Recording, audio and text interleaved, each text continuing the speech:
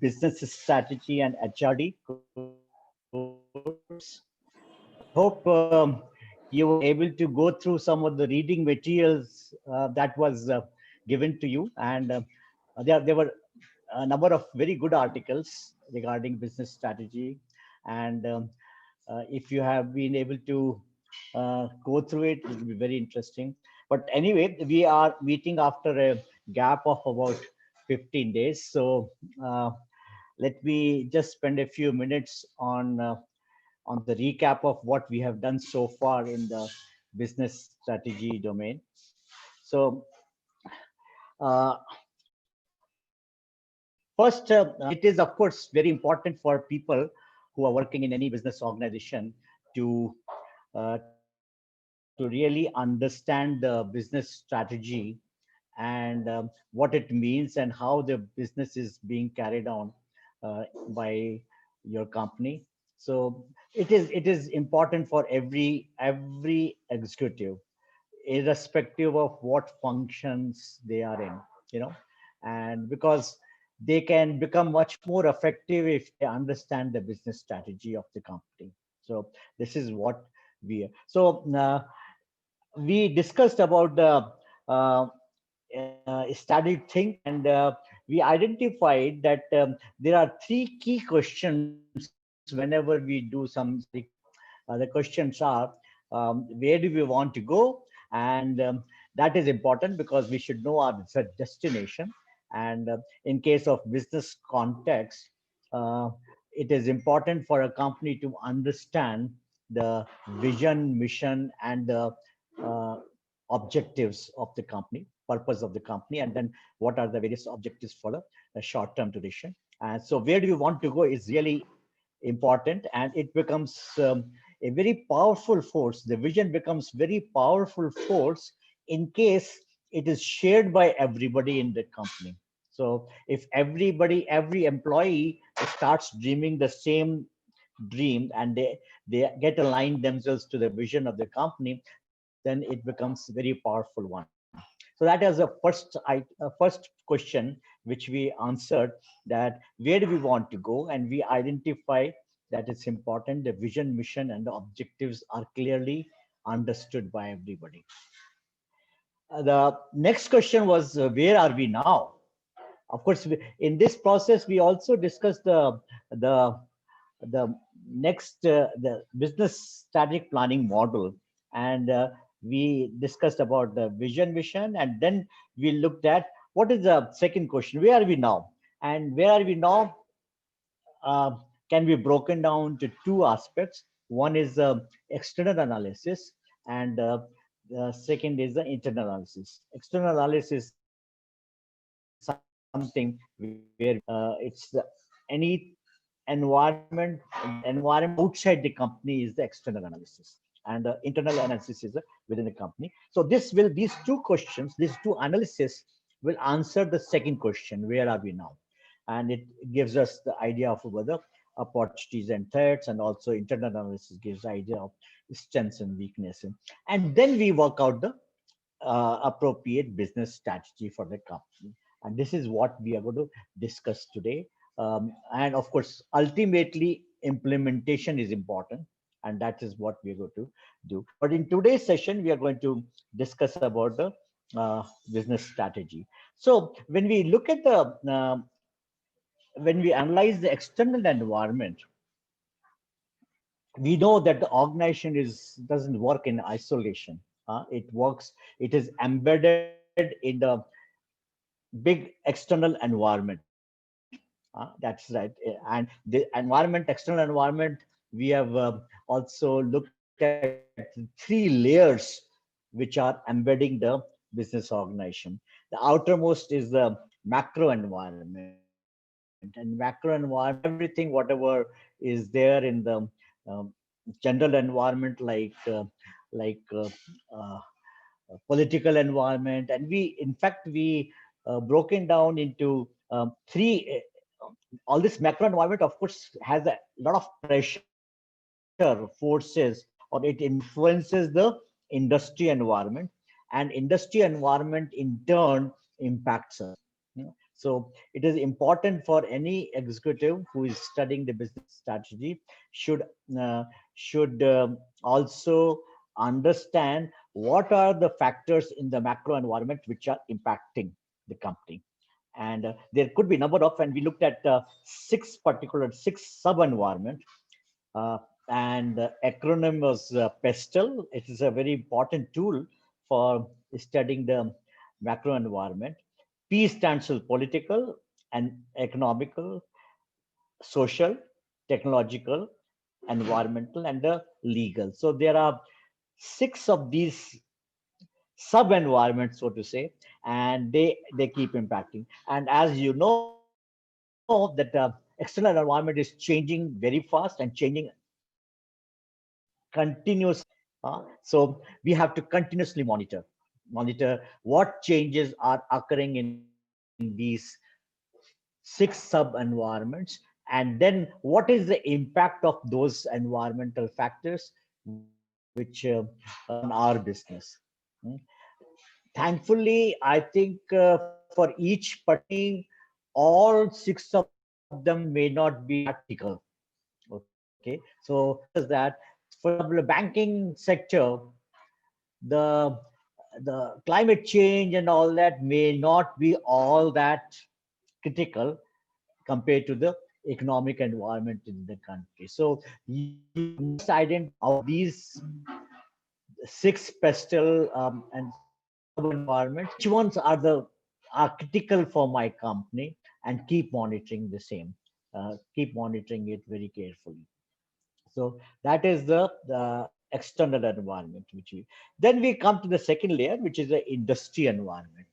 Industry environment is that industry where in which our company is working, and we looked at three very important players in this industry. One was the competitors, and second was customer, and third was supplier. So all the three are the very significant players in the industry which impact our business. And we looked at the various impacts which, and in this, Michael Porter had done a lot of pioneering work in this area, and he came out with the five force model, Porter's five force model.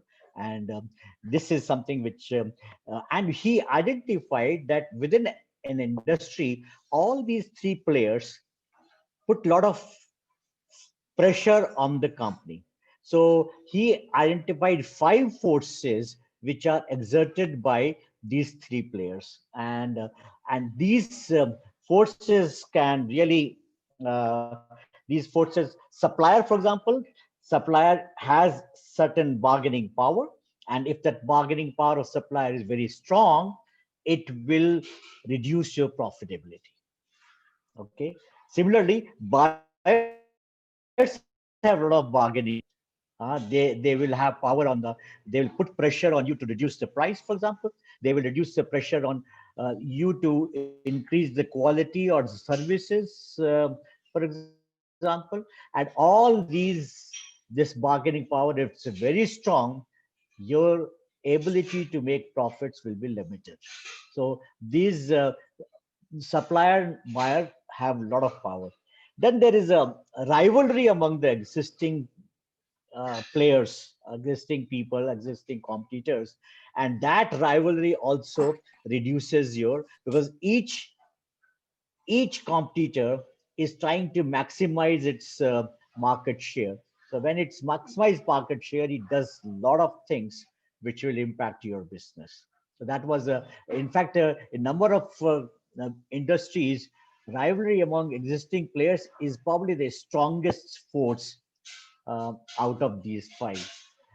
Then another one is potential entrants. There are more people when you're making money. There are more and more people who are entering your market area and giving you competition. So this is again a threat.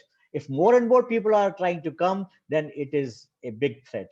If people are not interested in your sector, then I think this threat is not very significant. And similarly, the last force is threat from substitutes. These substitutes come from different industry. it is not coming from your industry, it's coming from different industry, and it replaces or it substitutes your product or services, and that's what again it will impact business. So there are five these forces which are very critical. If all these five forces are very strong, that industry is very unattractive industry. It's very difficult to make profit in that industry. And well, normally there are some of the five forces which may be very strong, some may be weak, and whichever is a weak force, that gives you opportunity to do something. And you look at how, so if the force is strong, you try to counter it with certain strategy so that it gets weakened. If the force is weak, that gives you some opportunity to do more business in that area. So I think that is where I think you can probably make more profit. So this is where the total industry environment is there. Industry environment could be very attractive, or it could be, and it could be not that attractive. But I think it gives you a lot of ideas about what kind of strategies you should be able to formulate. So that was the second layer. And the third layer is the competitors. They are the direct rivals you're competing with. They could be 5, 6, 7 or something, some competitors which are very, very significant competitors, which who can impact your business. So the third layer means you try to get as much information about key competitors. uh, Try to know what is their strategy, what is their next move, and what is the what is their plans to do in the this, if you can. And we discussed that we should only use ethical means of finding some information about these people. Okay, so if you know what could be their next moves and all that, probably will be able to design your business strategy much more appropriately, so that you can probably counter their moves. So this is all the various external analysis is there. We also discussed in the last session the internal environment. Internal environment is something which we have a lot of control on, because they are the internal environment. So we discussed resources, and in the area of resources we discussed there are certain tangible resources which all of us can see, feel, and they also appear in our balance sheet, in our annual report. So tangible resources are plant, machinery, and so on and so forth, cash, and certain which are quantifiable, and it gives us the it's important resource. However, we also discuss intangible resources. uh, Intangible resources is something which cannot be seen, and however they are very important. They like you have a, brand. Brand is very powerful. It gives you a lot of competitive advantage. So, but this is something which is intangible. The organization's culture is intangible, but it is again very important resource available to the company. We also discussed about the human resources. So human resources, unlike the tangible resources, as you keep consuming those tangible resources, they deplete. However, the human resources, when you use them, they probably become much more valuable for you. So human resources are very, very important resource, and that's why it's the most critical. One of the, and people even say that employees are my best resource or most valuable asset. They call it. So human resource can become a very strong competitive edge, and we are today in the knowledge era. In a knowledge era, none of these tangible resources don't create knowledge. It's the human resources which create knowledge. So they are extremely important. We'll discuss a lot more in the next session on HRD about the human resources now. So this is Second is capability, and capability is something which gets created. All these resources will not be able to give you any result unless these resources are integrated together, and they are combined together to give you certain output. So that we also looked at, for example, in a hospital, it may have resources like surgeons and nurses, staff, operation theater, and all that. It's only once we put them together, then only the operations can be performed successfully. So it's a capability which becomes the foundation, which becomes the basis for your value creation. And of course, the foundation of capability lies in the skills and knowledge and functions. Thing it gets formed over a period of time, and you put them together and then keep on doing it, repeating it, and you develop that capability. And third thing we discussed was the core competencies. Core competencies are the ones which are which a company is good at something. Some capability which a company is very good at becomes the key or core activity or core competence for making your strategies and all that. So that becomes the core competency. So this is something which we, and when if you have a core competencies which is better than all your rivals, then we call it distinctive competency. Distinctive competency is something unmatched by the rivals, and that's distinctive competency can give you sustainable uh, competitive advantage, provided nobody is able to copy or imitate or something. So um, as you see that uh, there are these internal resources is very critical, and we should be able to keep on honing our resources and capabilities. So this is what we discussed so far in the session. And today we are going to see now, knowing our vision, mission, objectives, and also analyzing our external and internal environment. How do we go ahead and formulate our business strategy? But whenever we looked at this business strategy, I think one of the very important aspect is customer. Customer is very important stakeholder for our business, right? And so that's why sometimes people call it customer is king. So, that way he is absolutely critical. And what we should ask two questions about the customer. Number one, who is our customer? Whose needs are we going to satisfy? Okay, so that is important because we should understand our customers very well. So in fact, before that, we should know who are we targeting, who are the customers. And second question is that how does our customer choose the project, our product, the one which we are offering or similar type of thing? He may have various choices.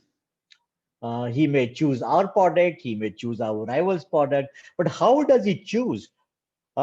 So if you go to the market, supposing you are interested in buying a mobile handset, you go to the market.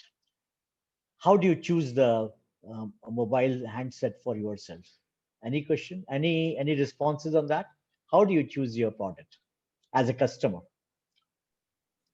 Considering our requirements, sir, the first thing to Yeah, be I mean, taken care of. no, you need a mobile handset. So when you go to the shop, he shows you lots of models. How do you choose a particular one which you really buy? Based on our needs and budget. So brand, uh, needs reputation of the and brand. need is there. You need a mobile handset, but budget is yet. So I think you look at the price and see if I can afford it. Huh? Yeah. Any other, but within the Just to add, affordable price range, just to add to he this, gives you number of models. So Hmm. Yeah, specifications, So the specifications, yes, the brand Specifications, name. right? Requirement. reputation Based of the on company. others' experience. Reputation The of the company, right? features, The yeah, the after features, sales, the after sales yes. service or the Reviews. customer service that we get in case of any, discrepancies or something found Yeah. in the product. Based on the Yeah. reviews that we got from other Yes, people. that's true. That's true. The Yeah, that's influencer how. reviews. So I think the first important parameter is the price of the product. Number one, that somebody said budget should be. My budget is, let's say, 50,000. So I must look at the models which are available within 50,000 and all that. And then also, then you look at how this product is differentiated from other products and see which feature is something which appeals to you and all that. And also you also look at the reviews. You probably ask your friends, and you get the feedback from your friends, and ultimately you decide about the product. So I think there are two things which are critical in this, that customers buys a product based on the price as well as the features which are there. So we identifying the customer group, which is critical, and as I said, and what is the customer group? And out of all the customers who are there for a product, there are certain group of customers whose needs are very similar, whose preferences and needs are very similar. So you make that as a customer group. Okay. And there could be other customer group who wants little different type of product, so that is a different, and this is in a management terms, it's called market segmentation. The entire market, you break it up into different customer groups, and say this customer group wants this kind of product, this customer group wants different kind of product. Let's look at the example. Now supposing you are in a business of athletic shoes. Okay. Now very good old days, when we were kids, I think there were two types of shoes. One was the leather shoes, which were more of a formal kind of a occasion. But white shoes, Bata shoes, which we used to go to the schools with, and we used to play in those white shoes. Do you remember in your childhood? You may be having those. So there were two kinds of shoes available. One was a sporting, and second was a casual comfort. But these shoes are quite different from each other. But then there are two market segments: sporting or casual. Even in sporting, if you see, nowadays available, there are shoes available for walking, shoes available for tennis, different shoes available for golf, and so on so forth. For running, there are other different kinds of shoes with the spikes at the sole, and so those kind of shoes which are there. Now look at that. Sporting also, there are some sub segments in sporting shoes which could be like this. And this is available in all kinds of different products. you know um, I went, supposing in good old days when I was a child, there was only one type of butter which was available. And probably I remember there was Polson butter at that time, which was Britishers time, where Britishers have left that Polson butter, and we nowadays, if you go to some big mall or something, butters are of different kinds. One flavor, second flavor, third flavor, with the lot of fat, with less fat, and so on and so forth. So that is where people do some market segmenting. Now, why we are discussing all this? That there are three approaches to market segmentation. One is no market segmentation. That means you are making a product which is a typical for a typical or average customer. Don't care whether the customer is going to use your shoes for tennis or for running or for walking or this thing. You are giving them one shoe. That's it. Huh? So it is a no market segmentation. You're an average product for average customer. That is one. That means you do not respond to the customer specific needs. Your customer responsiveness is nil. You're making a take it or leave it. This is what I would like to give to the product. So that give to the customer. Next is high market segmentation. In high market segmentation, you are able to provide a product to different customer groups. Okay. So in this, you recognize the differences between the various customer groups and make products for each one of them. So that is where that means you are customer responsive.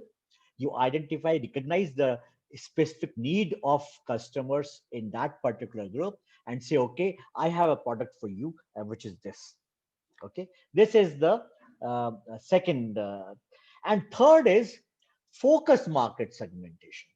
In that focus market segmentation, what you do is you pick one of the market segment, and then you say, okay, I will cater to only this segment and meet the specific requirement of those customers to the best of my ability. So you will keep on finding out what exactly the customer needs in that particular segment and keep satisfying that particular need. So you focus on one market segment. So this is something which is another one. So these are the three approaches to the market segmentation, and it has some significance when you develop the business strategy, which we'll deal with this a little later.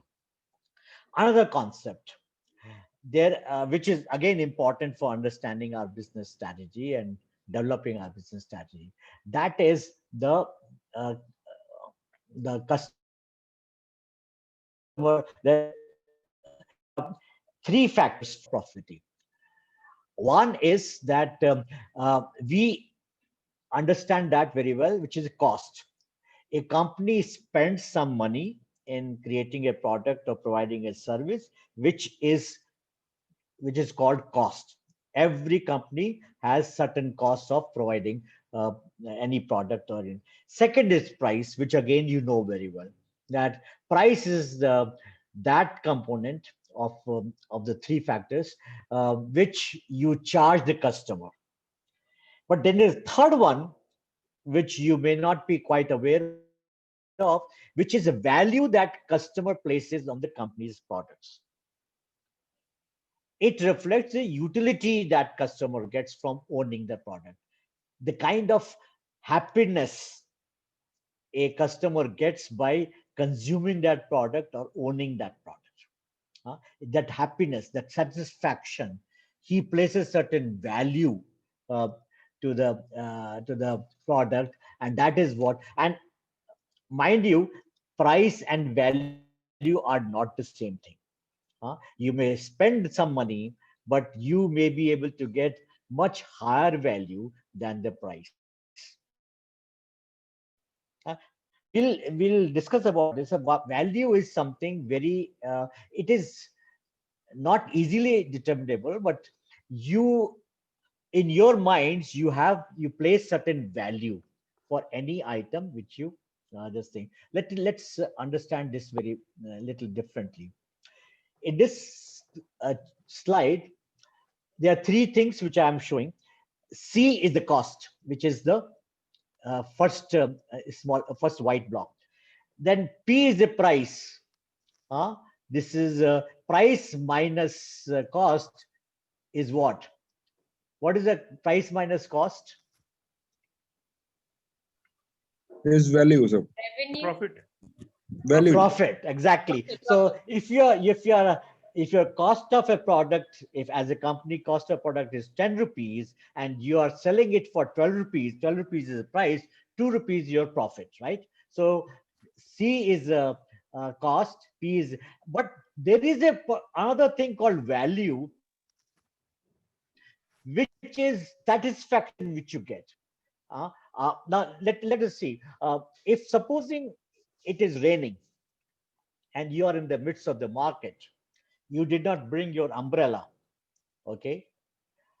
Now, since it's raining and you want to go outside, you want to return home, you want an umbrella. Now, umbrella is costing, let's say, 200 rupees, or price is, let's say, 250 rupees. But your value at that time for an umbrella is maybe 300. You can even pay as high as 300 because that's very important for you. So your value for that umbrella is 300. And when you find to the market and your price is 250, you immediately buy this one. Okay. So you is the kind of satisfaction. If you can also understand, you can be also treated as willingness to pay. Willingness to pay. You're paying price, which is P, but you will be able to, because since you get the value of you, so your willingness to pay is higher. Can willingness to pay be smaller than P? This is a question. No, If you no, can you be smaller than can be no. smaller than P? no, it cannot be. It cannot be. Yeah, but if it is willingness to pay is low, then you will not buy it, right? Then the transaction will not take place. So willingness to pay is always higher than P. Then only you'll buy it. Otherwise, you will not buy it. Okay. So this is something. So I talked about the umbrella case. If 200 rupees is the cost, 260 is the price, your U could be 300. And in that case, U minus P, okay, U minus C is called value creation. A company has created a value of U. C is something which is spent. Okay, so that is not the value creation. That is what he spent. It is U minus C which is the value which he is creating. Out of U minus C, P minus C as a profit the company takes, and U minus called the consumer surplus, which consumer takes away. Out of the total value creation, which is U minus C, company takes away the profit part and the consumer takes the consumer surplus. Now, both of them will be, both company as well as the customer, they are interested in increasing their profit, and the customer is interested in increasing his consumer surplus, and that's why he pressurizes to push the P down so that his consumer surplus becomes more and more, and the company likes to keep P up. Okay, so that his profit is more. So do you understand this value, and how can company increase the value? By putting more and more features in the product. Sir, can I If just I add a add point more here? features, the U will be higher. Can I Yeah. add a point Is here, there sir? some question? Yeah. Yes. So, while the customer in most of the times will try to push the price down, but in The some price cases, of customer will push the price down, right? but in some Right. cases, what will happen is a higher price will also induce a kind of a utility or a value, because then the product will become more exclusive, more luxurious, and therefore some customers may be willing to pay a higher price. For classic example can be the high-end Apple iPhones. Okay. So there may not be real value. I mean, phone is a phone, but customers are Yeah. willing to pay a higher price because they see additional value there, because those products are more exclusive, and there they see the utility. That's right. That's right. So how does Apple make the higher value? Because it has that brand, it has that Yes, More features. brand which is yes, available, yes, and a very strong brand brand, can increase you. yes, And you gave the very right example. After all, our Apple's phone and the other phones which are available in the market, as far as functionally, they are all the same. However, one feels much more satisfied if he has the Apple phone, because it gives him some sort of status, or it gives them some satisfaction, and you for Apple is pretty high, and that's and why there's another he's side to this, this sir. P is also high. There is another side to Sorry. this. The other side to this is Yeah. the objective of all of this is wealth creation. Basically, a company is trying to create a wealth. So therefore, at the Value end of it is creation, only yeah. the Well, wealth. so at the end of it is only Apple which is creating wealth at our expenses who are buying such expensive phones. Yeah, but, Sir, but then it is creating wealth for itself, and you are also getting higher value out of it, because you are you as a customer, you are having the satisfaction of owning a Apple phone, which But is no wealth. which is a But great no wealth. brand, you know. So you are sir, paid for I've it, got you know. one question. Yeah, Sir, I've got two questions. yeah. The first is that how the company will determine the U. Okay, because see, P and C are fixed, but how a company will determine U? And second thing, so U minus P, basically it may go to retailer, because if umbrella is 250 rupees and the retailer is selling for 300, so 50 rupees will go directly to the retailer and it will not go to the company. No, I'm assuming all that in the C. I mean, the total C is the cost of, and then P is something which you're, so in the cost C, you have your company and your retailer and everybody is C. So I make it as simple. And you're right that total cost, which is there, which include the manufacturing cost, it will also include distribution cost or selling cost and everything. So that is all available in the cost. So I'm making it simple to understand the concept that C is all these costs together. P is the price. Now, your first question was that how do we determine U? Now, U is not the same. For you, it's a different U. For me, it may be a different U. Else, it may be different satisfaction which I'm getting. So this is an average U, and U only, it is not very easy to determine it. However, by increasing the features, by improving the features of the product, by improving the brand value and marketing and all that, by all these things, you are creating an impact on the minds of the customer that this is something high value. Okay, so U is something which all companies try to increase. This is the average U, average value which average customer places on the product. Okay, so now it's important. If supposing I try to increase my P and go all the way to U, so I'll get a lot of profit, right? So that may be my interest, that I want to, since willingness to pay by the customer is 300, so let me price my umbrella at 290 or something. The moment I do that, there may be other competitors who might bring their price down to 280 or 270, and then customers will switch over to that. So I cannot arbitrarily increase my price and go as high as U is there, because then other competitors will come in and they will probably take away my customers. So I will find some between U and C, somewhere where I find that I am able to survive. I am able to. So this P is primarily determined by the lot of competitive forces which are available to us. Okay, let's look at the dynamics uh, of these three factors. Um, so let's look at the initial state where you know that I mean I continue with the umbrella example. That this is the C and 260 is the price and 300 is it. Now supposing you want to increase the U.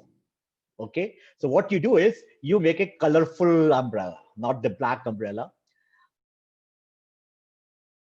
You make a color. Now colorful umbrella, you have people value more, people are more interested.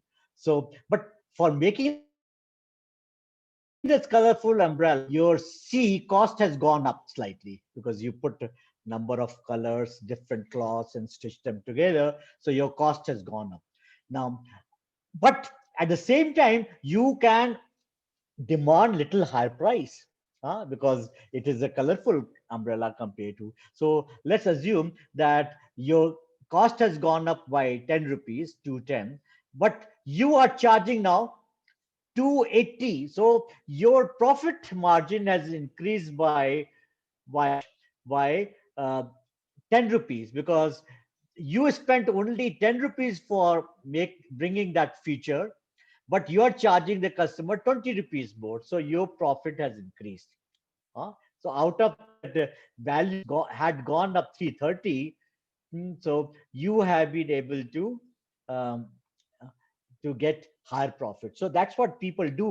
So if you want to increase you have to add more and more features, which will be liked by the customers. And those customers who like those features are ready to pay you more. Your black umbrella is also available. However, some people would like to purchase the red umbrella or colorful umbrella. However, now this is the interesting part. Another competitor who probably was having the same initial state, and he also comes out uh, with the colorful umbrella, but what he does something different. He reduces the price. Look at that. Now 260, from 260 price, he had made it 250. Now what happens? The consumer surplus has gone up much more. It is now increased to 80. And what will happen when consumer surplus goes more? Everybody rushes to that supplier who has reduced the price. So then what happens? The demand increases. And when the demand increases, you are trying to meet that demand. So you get the economies of scale. So your cost goes down to 180. So because you are now producing much larger number of umbrellas, so your price goes down and all that. So look at that. So you can do either of things by increasing utility. If you can either increase the price and have the higher profit, or if you reduce the price, you can probably have much larger market share. You can probably trigger the demand process and have the much larger market share, and still you can do it. So I'm trying to make you understand that there's a dynamic relationship among utility, pricing, demand, and cost, and one should be able to understand that. So um, utility is an important concept. Okay, so any questions so far in this? Okay, so if there are no questions, we'll shift to the now going towards the business. So this is something which this figure which I'm showing, the profit is P minus C, and you can increase this profit. That means you can have a competitive advantage by two ways. One is by reducing C, similar product at a lower cost, whatever people are giving. If there are n competitors, you reduce the cost and you can have a competitive advantage. People will, because you can probably have more profit, you compete advantage. Or second way of having more profit is increase you. The moment you increase you can probably have a better price. People are, or number of customers are interested in a unique product which has got different features, some different features which they like, and they are ready to pay you the premium price, and which will again give you. So if you want to create a competitive advantage, there are two ways: either reduce cost or increase utility. Increase utility means you add more and more features, make it more attractive, maybe choosing maybe something suits customers' preference. But sir, So I have a question here. Yeah. Sir, isn't that strategy of trying to create a competitive differential advantage by reducing cost a very short term, or a strategy which can easily be replicated? While if you were to add value by by doing Yeah. unique products, more features, then it becomes kind of a barrier for your competition to come in, and there you can enjoy a premium and a competitive advantage for far longer. You're absolutely right. That reducing by keep on reducing the cost, competitors will also imitate the way you are reducing cost. Yes, Okay, and then they copy it and they also try to reduce the cost. So then the moment they also reduce cost, your competitive advantage disappears, disappears. Yeah. right? So it is as long as you are able to reduce cost in such a manner that your competitors are not able to copy it, then you can keep on making money. But the moment the competitors copy it, then so by reducing the cost means also there are a number of ways, and we'll discuss that number of ways you can reduce cost. And there could be ways when you reduce the cost, competitors is not able to copy it. If it's not able to copy it, it doesn't know how you're doing it, then probably you will make a profit. And similarly, if you provide some, if you increase you, there also competitors will able to copy it. But again, if you increase you in such a manner that it is not easy for competitors to copy it, then you can make profit. So both ways there is a risk also is there, and that the you can have sustainable competitive advantage only if you do in a very innovative way and competitors are not getting the hang of it. So you're absolutely right in that aspect, and we'll discuss this a little more in subsequent slides. So there are two ways of developing competitive advantage. One is the cost advantage. By cost advantage means you are reducing cost. And the second is differentiation advantage. Differentiation advantage is that you are putting some additional features, making your product unique, so to say, or making your product different from the rival's product so that customers get attracted to your this thing. So this is now the point here is, do we have capabilities to reduce cost and increasing utility?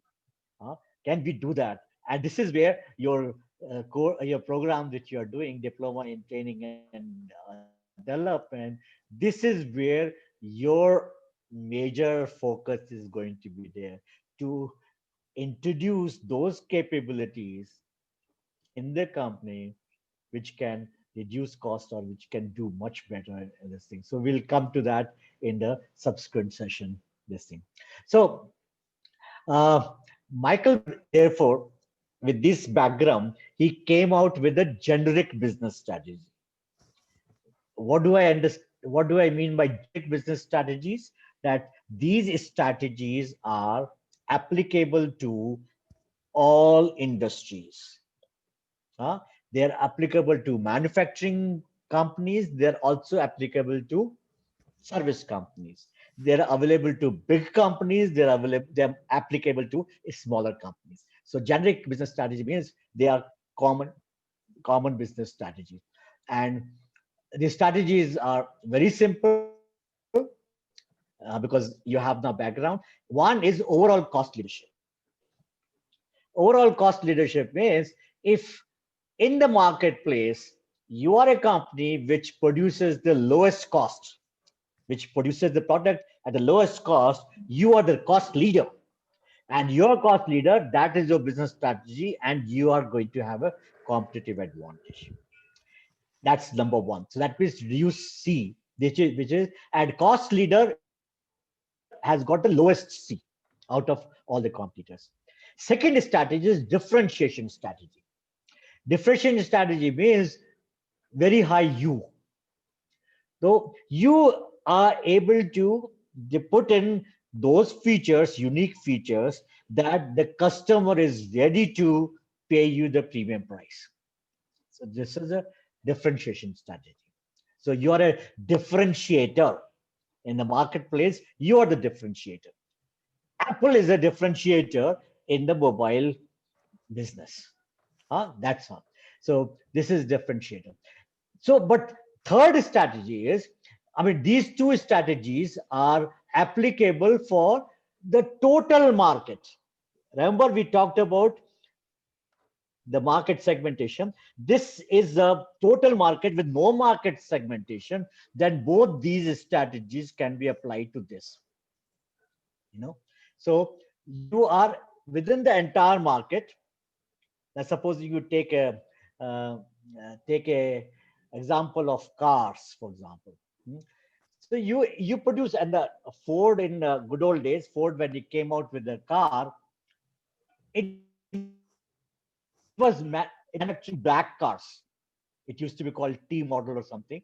Black cars. So all black cars. So they all are exactly the same cars. Whether you are rich or poor or whatever, there's only one car available, one type of car available for buying. So that means Ford at that point of time had no market segmentation. Just black car T model. In fact, uh, one of the reporter asked the CEO of that Ford company, why didn't you make different color cars? He was not interested. He says, well, you may like any color, but I'll only give you black car. So that was this thing. So this is the no market set. So when you have this kind of two strategies, overall cost leadership, you have it for the entire market. You differentiate product for the entire market. Second is we discuss about the focused market segmentation. Focus market, whenever, so there is a third strategy, is focus strategy. That means you take one segment of the entire market and apply both these strategies of cost leadership and differentiation in that segment. So that is another strategy. So basically there are three generic strategies. One which is focusing on the industry-wide market, cost leadership or differentiation strategy. Third one is the focus strategy, which is targeting only single market and applying both these strategies into that. So if you look at 2x2 matrix, we come out with this. On one axis, we have competitive advantage, either cost leadership or the uniqueness. And this is the market competitive scope, which is industry-wide or a single element. And we come out with 4 leadership. Industry-wide cost leadership is this one. And industry-wide differentiation, which is second. Only single market, which is a focused cost leadership, and only single market focused differentiation. So see, there are 4 business strategies: cost leadership, differentiation, and same. Our third one is focused strategy. So let's try to understand these strategies because they'll give a lot of our concept. When we go to the cost leadership is, as you know, this is the low cost provider strategy. That means when you use this strategy in your business, you try to become the lowest cost provider. Here, it is making meaningful low cost than rival, number one. So make sure that your product has all essential features. So in other words, if you're making a lowest cost car, make sure that it moves. Make sure it has all the essential features, otherwise, which a customer wants. So you should not go on reducing the car in such a manner that essential features also disappear. Then people, so that is one thing. So, and as somebody mentioned already, that you get the cost advantage in a way that your rival is unable to copy it. It becomes more difficult for him to copy it. So that is the lowest cost means overall lower cost. Overall low cost means it's not just manufacturing. Your dealer should not be very high, otherwise he might dealer should also charge you less. Your again sales and distribution, everything, ultimately your cost, whatever, I mean, the price which customer pays is the minimum. Ultimately, if the low cost is there, so it becomes the lowest price also, because only you add the profit margin in that. So low cost leadership means low overall cost, not just the manufacturing, it's also distribution, sales, everything lower. And so that is what it means. How do you reduce cost? As I said, there are large number of ways to reduce cost. The most widely used are economies of scale. Economies of scale, I hope you know what is the meaning of economies of scale. When you increase the production, then the cost comes down. How does it cost? How does cost come down? Because each cost has got some fixed cost component, and variable cost component. Fixed cost component depends on whatever capital, the cost of the building, plant, machinery, and all that. They are fixed cost. And variable cost is something which goes direct to the product, like your material cost and maybe labor cost. So that is variable. So the total cost, if your production is very large, the fixed cost gets distributed over a large production base, and therefore the fixed cost becomes low, and the variable cost probably remains same. So your total cost of the unit becomes lower. So that is the economies of scale. So if you look at this, unit cost of production associated with a large scale, you can you can spread the fixed cost over a large volume, and that's how you are able to get the lower cost. So by increasing the production, you can get the lower cost. It goes on. It is this thing. Second way of reducing cost is experience, learning curve and experience curve. If you keep on producing the same things over and over again, the cost comes down because you learn how to make it more cost effectively.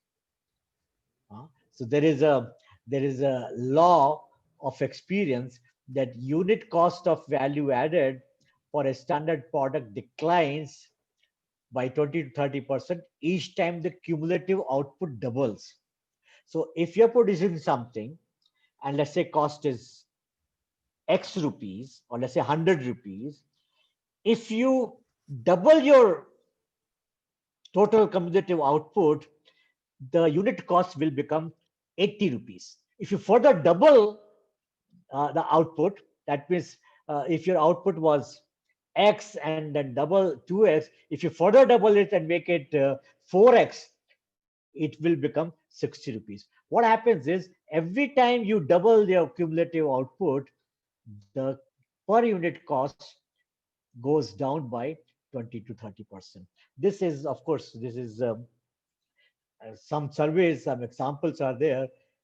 One example which I'm displaying here is the Japanese clocks and watches.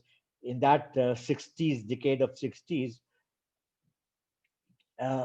from 100,000 to 200,000 to 500 to 1,000,000, that means um, 1 million, the cost per unit cost keeps on going down. It's 75% is in gradient of this thing. Similarly, Yuko refrigerators, as the units go down. So this is another way of this thing.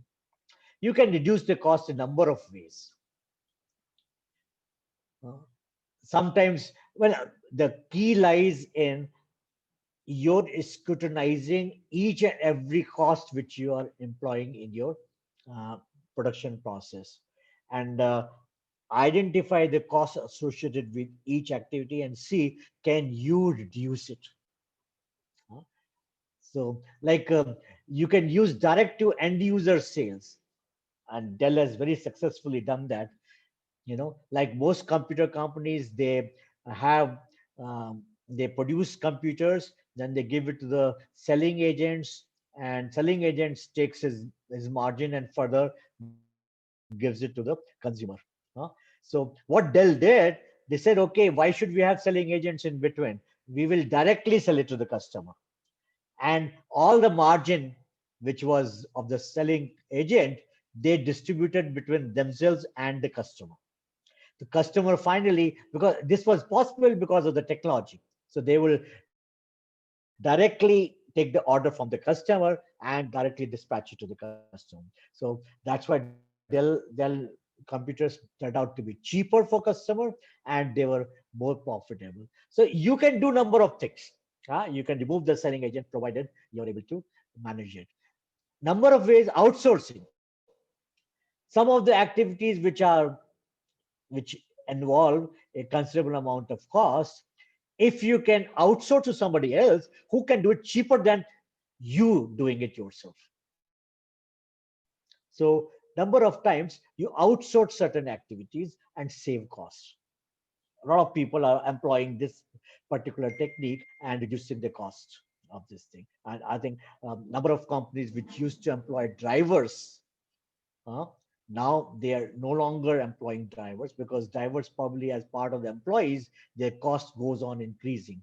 Now they are engaging some taxi service or something like that, and which turns out to be much cheaper for them. Similarly, a number of companies do not have canteen facility, having their own cooks and caterers and all that, own employees. Now they're outsourcing it to somebody else who does a cheaper thing and maybe better. Other way of reducing cost is offer basic service, no frill. So number of airlines are doing that. Remember that full service airlines used to provide meals and entertainment and whatnot during the flight time, but the low cost carriers, they have no meals available. Their fares are much cheaper. And maybe they do not have different classes, first class, business class, and economy class. They have just one class and provide more seats and so on and so forth. They are able to reduce the cost and reduce the fare and become very popular. Idea is how you can develop a cost conscious corporate culture, because ultimately the cost can be continuously reduced if your employees who are in the frontline worker, the workers themselves, come out with ideas of how you can reduce the cost. And number of times it's the workers who come out with some very good ideas which can reduce the cost. And if you have a culture which uh, ensures that people are very cost conscious, then you should be able to reduce the cost. So successful low cost producers, they practice frugality, and or they invest in some cost saving improvements. You can buy a special purpose machine which will be expensive to start with, but it will reduce over a long time, and that's how you can probably come down with the reduced cost. So this is the way. I mean, there are a number of ways, and it's a number of innovative ways. A lot of people bring out innovation in the processes and reduce cost considerably. So there are, I have mentioned here in a number of ways you can do it. Production techniques, process innovation you can employ, re-engineering business process you can do. Product designs, they can make the design in such a manner which it becomes easy to manufacture and reduce the cost. You can have your input cost which is less. For example, you can have location advantage. You can locate your manufacturing facility near the source of the raw material or something. You can do that. Or capacity utilization, which I mentioned, that you can, if you increase your capacity utilization, you can reduce the unit fixed cost. And then, so that's how you can probably do number of ways to reduce cost. So let's move on. Let me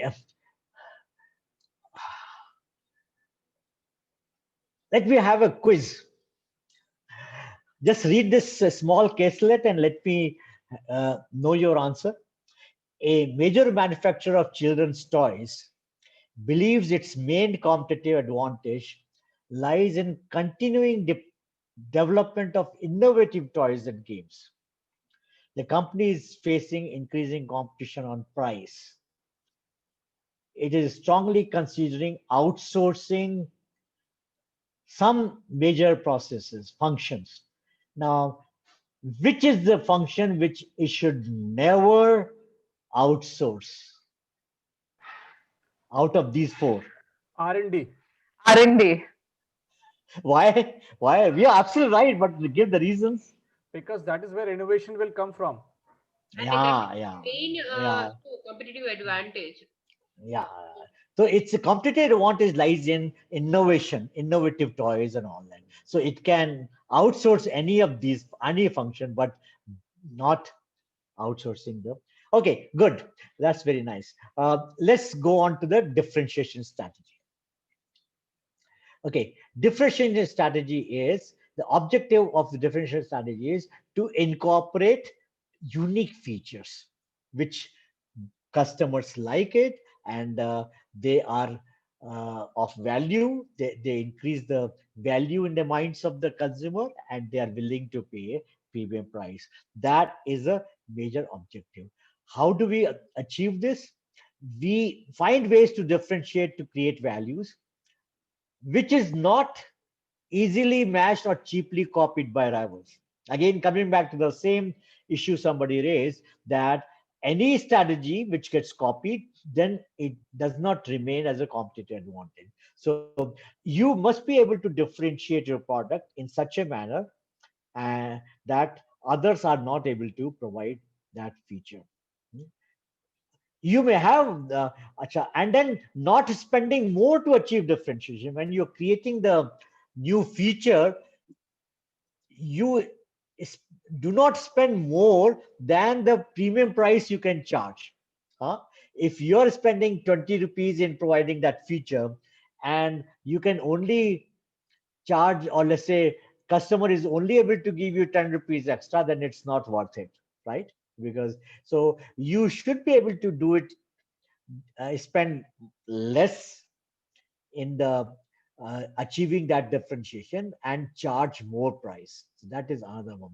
So of course, obviously a differentiation strategy will involve you have a different sources, capabilities that the cost leadership. Cost leadership and differentiation has two different mindsets. Different resources and capabilities are required for these two strategies. Now, what kind of differentiation can you create? There's something called a tangible differentiation. Tangible differentiation means that you're able to see that difference. Okay, that means it could be something different sizes. And you can have different sizes available, so that is good for the. You can have different colors, different material of the product, maybe much more attractive. It may be different performance, packaging may be different. You may also employ complementary services. You can do free shipping. You can probably give him guarantee or or this thing, or you might be able to give let's say in the case of airline, you have frequent flyer points and all that. So I think the point is some tangible differentiation is one type of differentiation. Okay. On the other hand, you have something called intangible differentiation. Intangible differentiation means which is not very easily observable, and the characteristics appeal customers' image, status, or identified and desire offer exclusive. You're giving something exclusive, and something. So, as somebody said, the functions are number of products which are there, a number of brands which are available, but the brand which gives you status, different image, that becomes the more valuable for you, and that is the intangible differentiation. You nowadays, of course, nobody wears the wristwatches, but the good old days when wristwatches were there for timekeeping, and that time watch major function is to keep time for you. Okay. However, if you have a Rolex watch, that commands a huge value for you. And because it gives you status, it is worn by your hero, Shah Rukh Khan, maybe, or whatever. And that is why, so you pay much more than that. So image, status, and all those things which are intangible, that is again a differentiation you can create. So these are the two kinds of differentiation which you can make. One is tangible, and other is, so just give you some themes of differentiation. All of us have used ketchup, but the Heinz ketchup is something which is a very unique taste, and that unique taste is something which number of customers like it, and they always buy Heinz taste. Similarly, Mercedes, BMW, this is something where the differentiation team is extremely good engineering and design performance in the stages. Top of line image of Ralph Lauren, Chanel, Cross pen is again, all ballpoint pens are the same, right? As somebody can say, but you pay a lot more for Cross pen because of the status, because the lifetime guarantee which it gives. So that's how the value becomes. Superior service of FedEx. There are a number of courier services, but FedEx is someone which is very reliable. All the time you can monitor where your parcel is on the way. When it reaches the destination, you get the communication and so on. So there is superior service. Spare parts availability is Caterpillar, which is a earth moving equipment manufacturing, construction equipment. Similarly, I talked about Prestige, Rolex, Honda, and Toyota. The quality manufacture, the quality of manufacture is extremely good. Innovation, leadership, 3M Corporation. So these are some of the differentiation themes. The benefits of successful really comes down to that you can command a premium price, because you can definitely ask, you're giving a unique product, featured product, and therefore you can command a premium price, and which will increase your sales. More importantly, it will improve your brand image, and you have loyal customers. You build loyalty in your customers, and all these three things will give you competitive advantage. And brand loyalty is not so easily copyable or imitable by your rivals. Huh?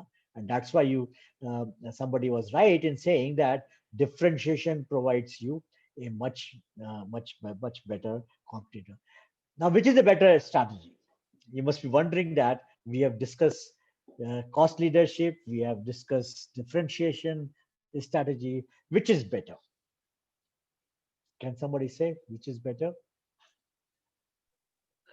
So it can be a blend. Like initially, you can go for differentiation to, have that competitive advantage, and later Yeah. on, also go for a little bit of cost factor, just as Apple has done.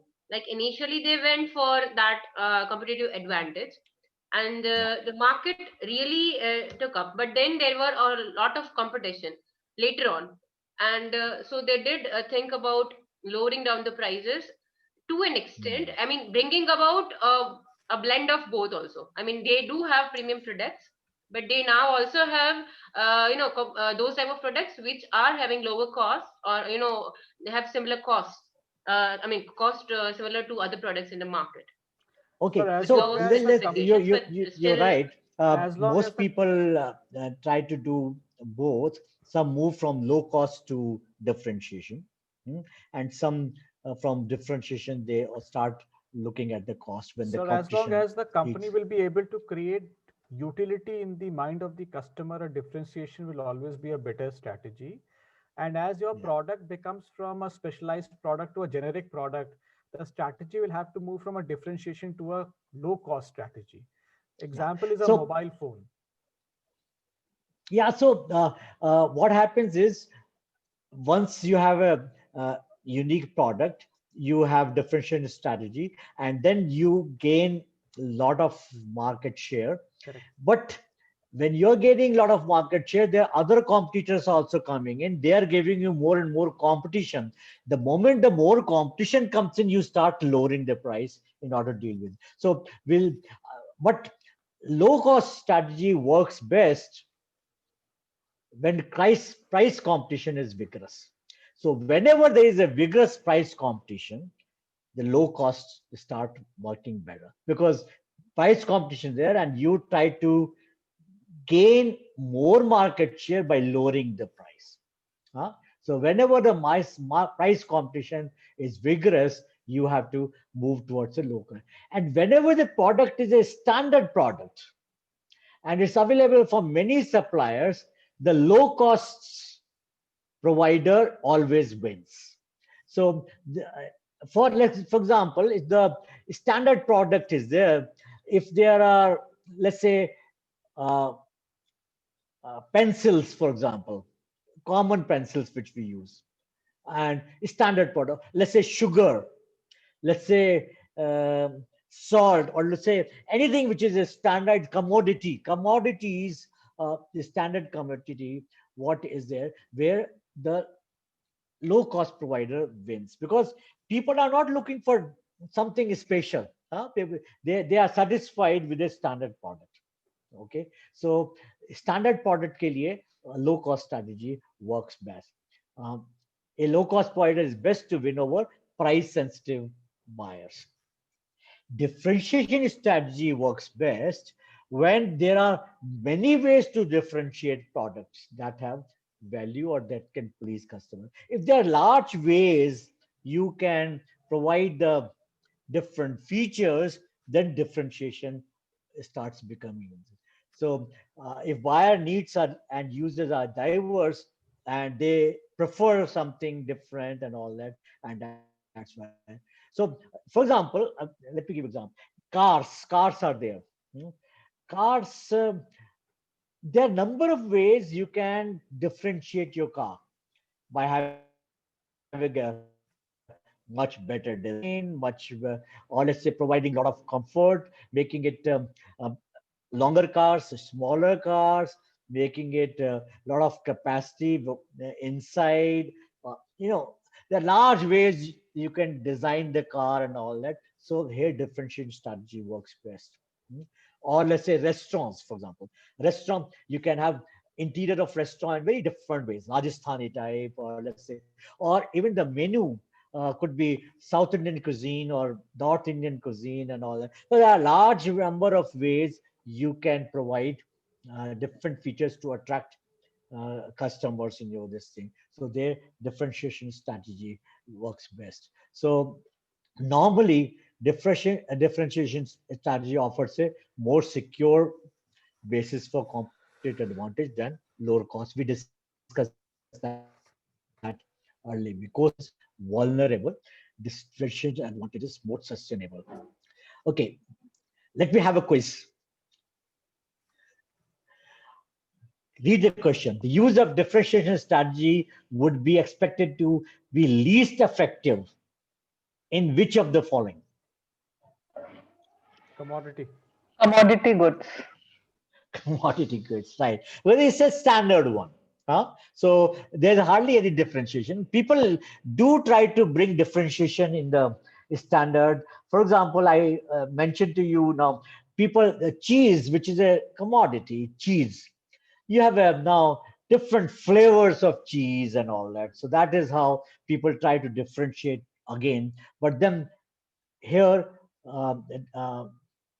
when the low cost is there, then you start attracting some customers based on some differentiation, which is not very expensive and all that. So people do that. But however, for commodities, you can.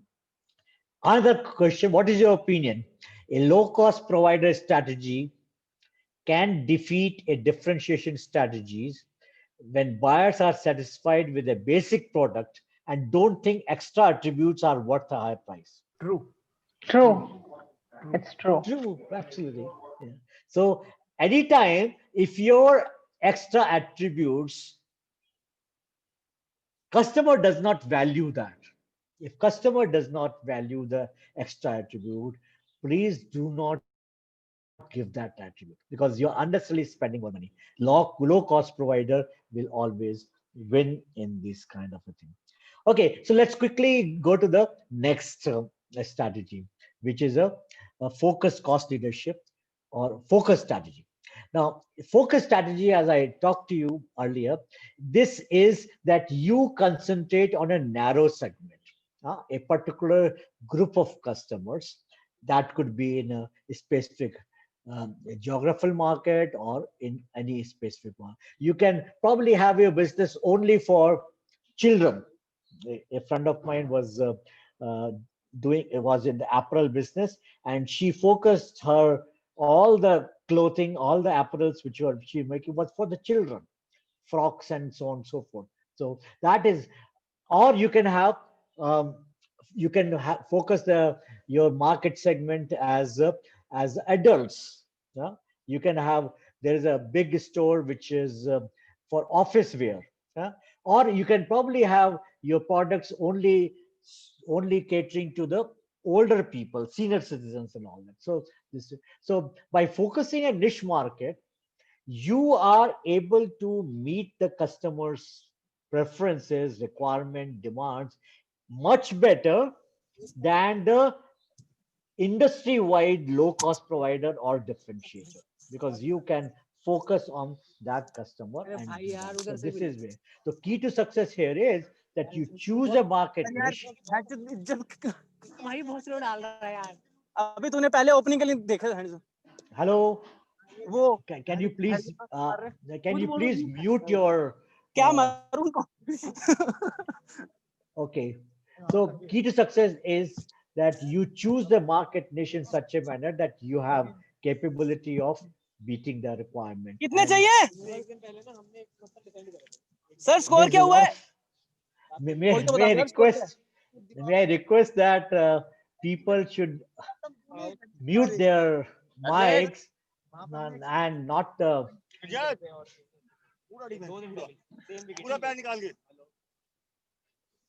Alok, please mute the mic of those who are speaking. Okay, so how can you get competitive advantage? Competitive advantage can be do if in that focused segment you employ a low cost strategy, because in that particular narrow segment also you may have number of competitors. If you become the lowest cost provider, then you might get the uh, uh, competitive advantage. I'll give example of IKEA.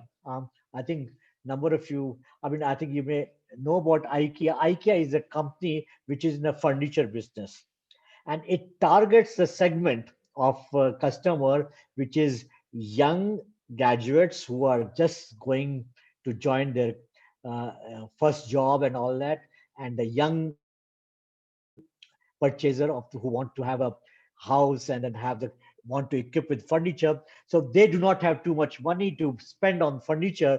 They buy a very functional but stylish furniture. So IKEA provides very functional modular furniture which you can uh, design as per your choice, and gives you components which you can assemble yourself, and that's why they reduce the cost. So by having this kind of, and this is a big, fairly large segment of customers who are interested in this. So IKEA is doing a good business, great business, and I think it has also come in India of doing this thing. The idea is that you focus a particular segment, provide them a very low cost but stylish and functional kind of a furniture. Similarly, Motel 6 is a series of motels, that means short overnight stay in that hotel when people go long distances by road and they want to spend the night and rest in the night. So these motels are created on the state's border, and they have they provide you a simple room, very clean and neat and clean room with a bath and bed and all that, and maybe some, and they charge you much less than the regular hotels. They charge you about $40-50 per night. You can go and stay, sleep overnight, have a wash, have a shower, and start your money once again. So they are doing very great, good business in. So they are focused on those segments which are traveling across the states and looking for some nice cozy place to spend the night in. So that is where. Similarly, you can have a different approach where you provide something in that niche, that segment. You provide a differentiation strategy. You do something which others are not able to do. You provide. Example here is sports car, Porsche car. Porsche, you must have heard that. They are in the car business. However, they only target the segment who are the sports enthusiasts, and they provide sports car. Uh, and these cars are very nice as a racing cars, and they're very expensive, and they are targeting that, and they're meeting all the different requirement of a sports car for those customers. Good business. Similarly, all those you Harley Davidson mobile you must have heard of. Harley Davidson again is targeting a separate, a small segment of bike buyers, and who are interested in a Harley Davidson kind of mobile, which is, of course, makes huge sound of when they go, but they're very stylish, heavy vehicles, but provide them status as well. So these are focused differentiation strategies. Both of them can strategy are the advantage of focus strategy is that you are protected from the big rival because you are targeting only on one particular where the big industry-wide rival ignores it. Maybe it doesn't care about this, and that's what you can reduce your competition from this thing. So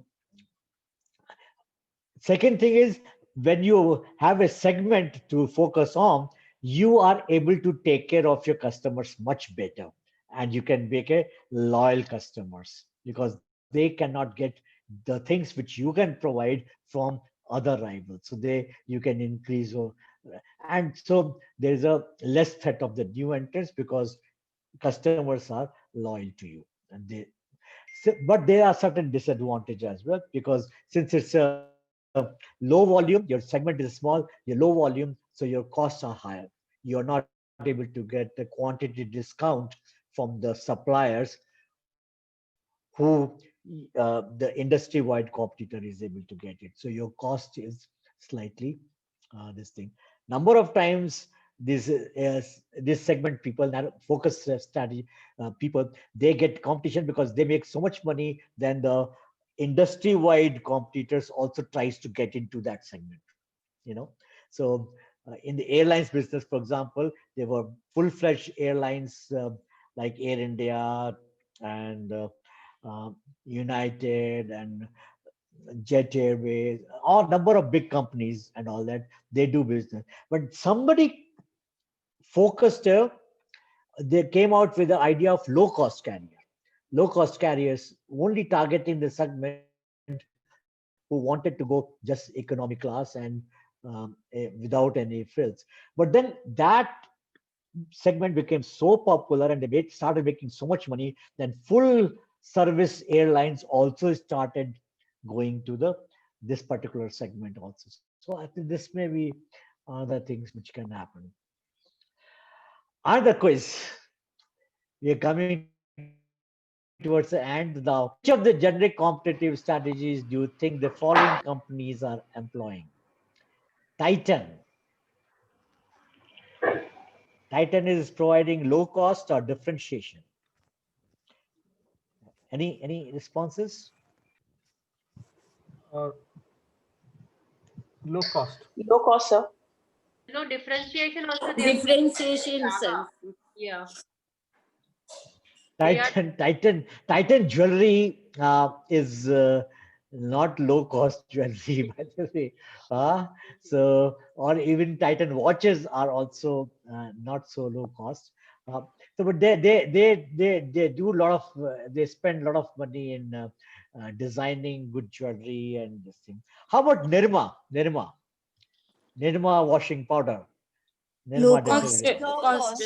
Low cost. Low, Definitely low low cost, cost. absolutely low cost, because they are targeting on low cost. They even provide, they used to provide at least sachets, and the idea was that 10 rupees or very small amount, they were low cost. Amazon, It's more of a differentiation, low Differentiation. and sort of, but differentiation, yeah, because they Differentiation. are the differentiation. They are trying to provide service in such a manner that more and more one stop shop, and you can buy anything. But then they are improving their service all the time, and so on and so forth. So that's about business strategy. And just a few minutes I'll spend on how business strategy, when we talk about business strategy, it's about a single business. It's about one product and all that. You try to get a competitive advantage in one. What happens if you are doing pretty well in a business of that single, and you want to go further? When you want to grow more and more, what do? You're doing a good business in a single business. Now you have grown quite big. Or I can put it there so that I can sit So there.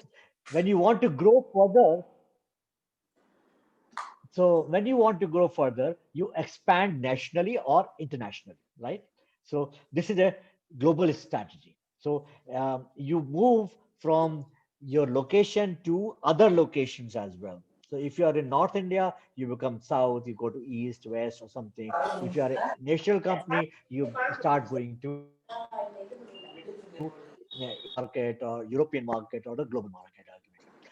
Or alternatively, you can also grow by diversifying into other industries or different products. That's also you can do. So you have been doing one particular product and you're doing very good job, but then you diversify into different products because you have experience. So you can. So this is called diversification. So when you move from your one single business to a multiple business, the corporate strategy comes into picture. So corporate strategy, you decide where a firm competes, in which market, national or international or this thing, and which products. So that's where you have a geographical scope, which is talked about international strategy, or product scope, you diversify into different products, or there could other one is vertical scope.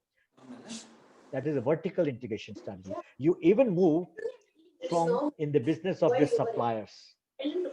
So this is the corporate strategy. This is not part of your syllabus, so I'm not going to deal too much into it. But I just for your information that there is a corporate strategy deals with diversification, internationalization, and vertical integration.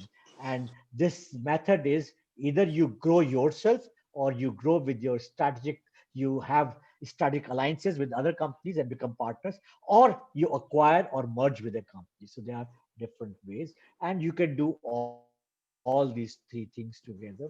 So this is about the corporate strategy. Okay. So ultimately, let me just go to the my last slide. What we discussed a lot about the business level strategy, right? And okay, yeah, a business strategy. Then we are now going to, from next one, we go to the functional strategy, particularly about the HR function. So functional strategies, HRD, and we are going to concentrate on in the next session, next 2 3 sessions of that. So that's about the uh, today's session. If you have any questions, I am willing to answer those. Any questions so far? sir, I do have a Yeah, question. yeah. Yeah, sir. I would just we did this, after the diversification, corporate strategy and business strategy. So where does a conglomerate, it would fall? I mean, in the Now, corporate. conglomerate means when a company diversifies into a large number of businesses, that Different is industries. that you call as a conglomerate. For example, Yes. in Tata's today is a conglomerate. Reliance is a conglomerate. Conglomerate Adani. means you have diversified into number of businesses, and you are managing all those different businesses, and you have a very strong corporate office. Corporate office is there, which is trying to manage all the business. That's a conglomerate. Okay. Yes. But Okay. it would fall under, I mean, more towards It is the not a corporate strategy. They would be following more. Hello? corporate conglomerate has got a corporate center, corporate office, and office deals into the corporate strategy.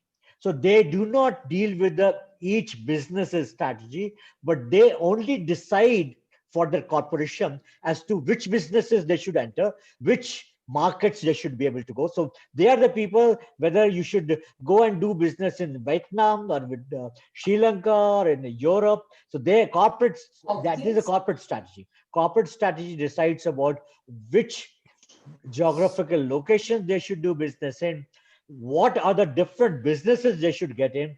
They, like supposing they are in the telecom business, they might say now we should be able to go to the let's say computer business, or we should be able to go to airlines business. So it's a corporate strategy which decides which businesses we should go in. Is that clear? All right. Thank you, sir. Thank you very much. Yeah. Okay. Yes, sir. Any other question, please?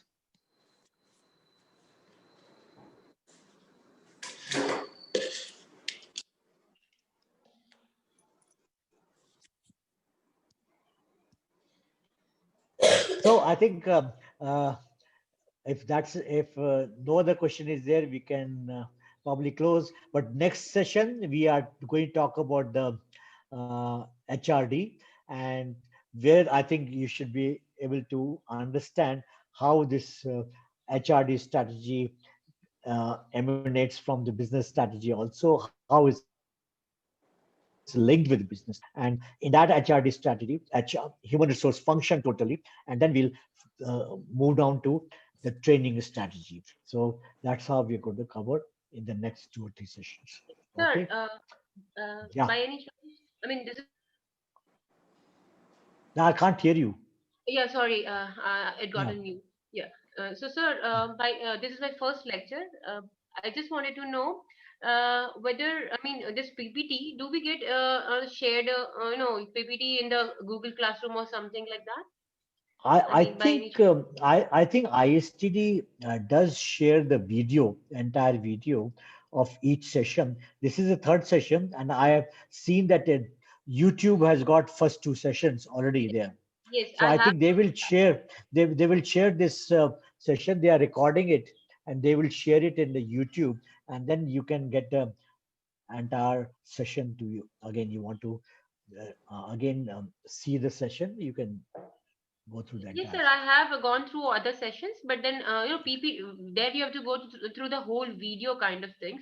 Just for that, I mean, I would get in touch with Alok or maybe ISD Delhi chapter in that case.